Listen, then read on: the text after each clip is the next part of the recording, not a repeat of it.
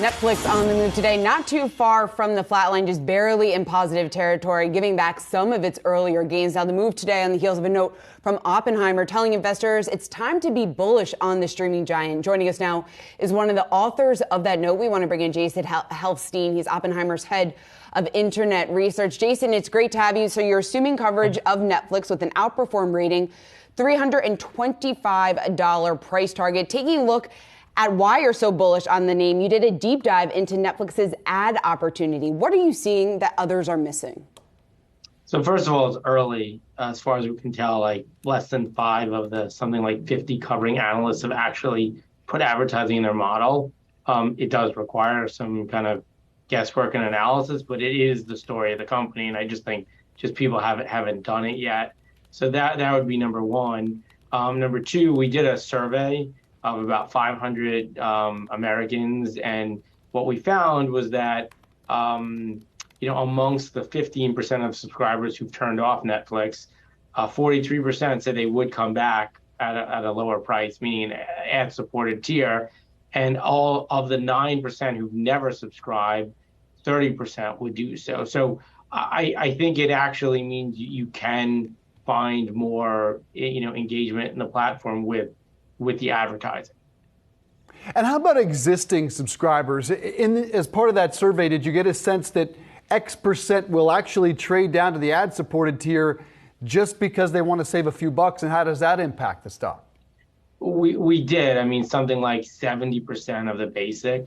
You also have standard and premium. And as you moved up that, the percent saying they would downgrade would be lower. You got to remember a few things. First of all, there's what people say they'll do and they'll actually do. So if people say 70, and you factor in laziness and other factors, it probably won't be 70. But, in our model, we did assume a pretty significant percent of people downgrade. But look, that is the point. We think the advertising opportunity is to be able to bring a large number of people all at once. So if you look at why do advertisers pay, such high rates, for the Academy Awards, for the Super Bowl, for sports finals, even for Sunday football, it's because of the ability to aggregate so many people all at once, which is important when you're launching a product. And if you think about what Netflix can do, they actually have the ability to time the launches of shows that in the best interest of their top advertisers. And I don't think anyone's talking about this yet. There was some press reports about leaked memos and presentations that perhaps Netflix was trying to get to agencies. But I think this is pretty unique in the scope of advertising, which in itself is a pretty mature industry. So how much would you say is actually riding on this ad tier succeeding when it comes to when you look at what other streamers are doing in this space? It's very significant, right? So if you think about what happened to Netflix, so the number of subscription video on demand SVOD providers, tripled over the last few years, all of them coming in at a lower monthly price. And consumers were able to find new shows for less money, right? So if you think about what HBO used to be, it used to be the most expensive service to release shows. Netflix kind of evolved into that relative to some of the new competition. And look, not to say people wouldn't use it, but you have people go on, they binge a show, they turn it off, right? So, the key to getting people to be less likely to turn it off is price. And so by bringing advertising, it effectively allows you to expand the market to more consumers and lower the price. And because of the breadth of content that they have, I actually think once a subscriber joins, they're more likely to stay on Netflix than they are on another service, because while, again, other services that may have been $5 a month, like Apple Plus, may have gotten people's attention with some of the original content, they don't have nearly the depth of content that Netflix has. So it's almost like hitting reset, right? Like if they could bring this out, and we don't know exactly what the monthly price will be, but if they can bring it out at $4.99 for the ad tier, we think that's going to help the business in a lot of fronts.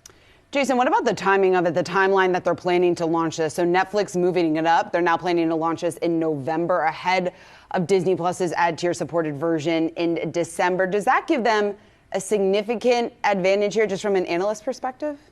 I don't think so. I mean, look, the sooner you can launch this, the sooner you can get the kinks out. This is not easy.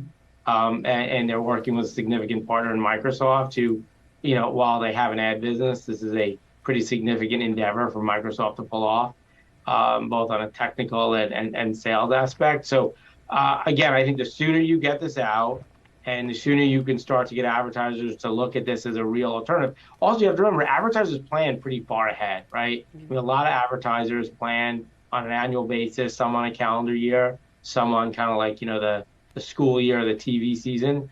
And so the sooner you can put that out there, the sooner you can start to have conversations about, how can I become a meaningful percent of your ad mix? How should we think about your product launch schedule relative to, when we can bring you the most audience? So I just think it's the sooner the better, but investors should expect there will be some growing pains when you launch this. And if you are bullish on the ad revenue there at Netflix, what about Meta? You also cover Meta, and it seems like competition is far greater than what we realized maybe 6 months, a year ago. What are your thoughts on the environment for Meta's ad sales? So, I mean, kind of a different advertiser base, right? Like, Meta is much more shopping, e-commerce driven. As far as retail sales are still holding up shockingly well. A lot of it's inflation, right? So on a real basis, you're really not seeing much growth. But advertising is usually 8% of revenue, right? So I think the big question is just, how much we do see a slowdown in consumer spending, particularly as we get to the holidays. For Meta, look, they were the first to be hurt by the Apple privacy changes. And so that should start to relieve itself. We actually think that the newest update from Apple called SK Ad Network 4.0 should actually allow Facebook, Meta, Instagram to improve the ad targeting attribution, but it hasn't gone live yet. And we're kind of waiting for feedback from advertisers and agencies as to kind of when that is. So I think it's early, but, there are reasons to be optimistic for Meta specifically, but acknowledging that overall consumer spending may slow from here as interest rates continue to go up, which would impact the whole advertising sector broadly. And Jason, just quickly, as you look at some of the ad spend, obviously this is happening at a time where we're seeing a lot of bundling happening as well. How does that play into the mix? So when we talk about like bundling and streaming services, I mean, there's no question that, there's just a lot of choice to investors or viewers, a lot of choice to investors too. And, you can turn a service on, you can then turn it off. And if you look at what has made historically cable a great business is people just turned it on and left it. And that was largely because, right, you had to give equipment back. It wasn't easy. There was reasons why you just didn't, turn on, turn off. Whereas for streaming services, it's super easy to turn them on and turn them off. So look, I do think you are seeing the media companies looking at consolidating their streaming offerings. I think Paramount is thinking about combining CBS into like Paramount Plus, right? I mean, if you think about from a marketing efficiency, in a way, the less brand you have to market, the more efficient it is. And consumers, I think, do think about the number of these kind of bundles they pay for.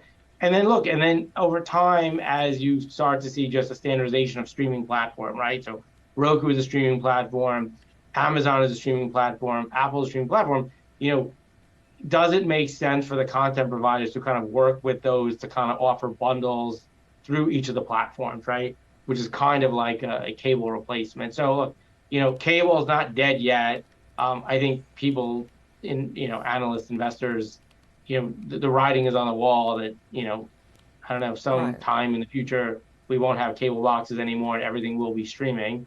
But people are still paying their cable. And so it just takes a very long time to evolve it. But I think you will see consolidation in offerings by media companies just because it's just going to be more efficient for them from a cost saving standpoint.